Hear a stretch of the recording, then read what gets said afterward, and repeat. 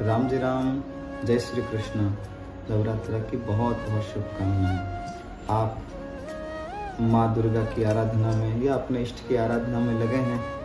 कोई अनुष्ठान कर रहे हैं, कोई माला जप कर रहे हैं, कोई पाठ कर रहे हैं, किसी न किसी प्रकार से आप आराधना में लगे हैं। बहुत अच्छा है। ये 9 दिन अपने आप में बहुत विशेष दिन हैं। अगर कोई अनुष्ठान करना चाहे तो, जप करना चाहे तो, इष्ट से प्रीति करना चाहे तो, इष्ट के और ज़्यादा नज़दीक बढ़ना चाहे तो, ये दिन अपने आप में बहुत अच्छे दिन, श्रेष्ठ दिन हैं। आज नवरात्रा का तीसरा दिवस है और आज माँ के विलग विलग रूपों में, 9 रूपों में आज एक विशेष रूप जिनमें माँ का नाम है चंद्रघंटा। माँ की इस रूप की आराधना होती है। इसके पीछे की भी एक कहानी है, कई लोग इससे विदित हैं। एक राक्षस था जिसका नाम था महिषासुर। वो बहुत भयंकर ताकतवर था, ताकतवर की पराकाष्ठा, बहुत भयंकर ताकतवर था। इतना वो ताकतवर था और उसमें इतना बल था कि उसने सूर्य, चंद्रमा, देवता, इंद्र, वरुण सबको जीत लिया। अब कोई सामना करने वाला नहीं। सब हाहाकार करने लगे, अब जाए तो जाए कहाँ। अब एक कहावत भी है, रोता हुआ बच्चा माँ के पास ही जाएगा और तो कहाँ जाएगा। तो वैसे ही सब लोग बहुत आक्रांत हुए, बहुत दुखी हुए, बहुत परेशान हुए उस महिषासुर के उसकी ताकत से, उसके बल से, उसके युद्ध से, उसकी नीतियों से। राक्षस तो था तो नीतियां भी वैसी प्रकार की होगी। तो सब देवता बहुत परेशान, किसी में हिम्मत नहीं सामना करने की, जो सामने जाए वो हार जाए, जान बचाकर भागना पड़े। तो फिर जैसे रोता बच्चा माँ की तरफ देखता है, वैसे ही सब देवताओं ने माँ की आराधना की, माँ को याद किया। तो बाकी माँ के जितने रूप हैं उन रूपों में माँ शांत स्वभाव वाली दिखती हैं। तो ये चंद्रघंटा का रूप है। माँ ने आक्रोशित होकर इस रूप को स्वीकार किया या इस रूप में माँ प्रकट हुई।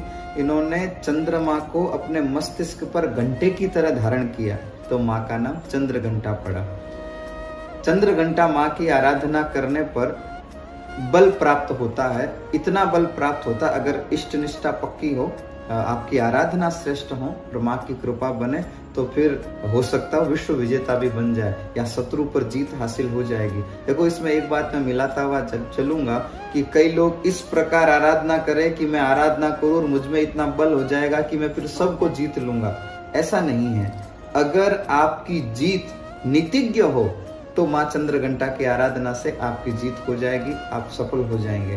पर अगर किसी जिसकी कोई गलती नहीं या कोई बहुत दीन दुखी है, उसको आप फंसाकर उसके ऊपर विजय प्राप्त करना चाहें, तो गलती से भी ये सोचकर आराधना मत कीजिएगा, क्योंकि इसमें आप आराधना करोगे तो भी, नहीं करोगे तो भी, माँ आपका साथ कभी नहीं देगी, किसी भी हाल में नहीं देगी। इसलिए अगर विजय प्राप्त करनी हो, अगर आपका हक आपको नहीं मिल रहा हो, अगर आपकी वस्तु आपको लेने में बहुत दिक्कत आ रही हो, या नहीं पता कि हमारे कर्मों का फल क्या है, तो श्रेष्ठ फल हमको प्राप्त हो जाए। और कोई ऐसा वैसा कर्म फल हो जिसका सामना न कर पाए, तो उसका सामना करने का बल मिल जाए, इसलिए माँ चंद्रघंटा की आराधना की जाती है।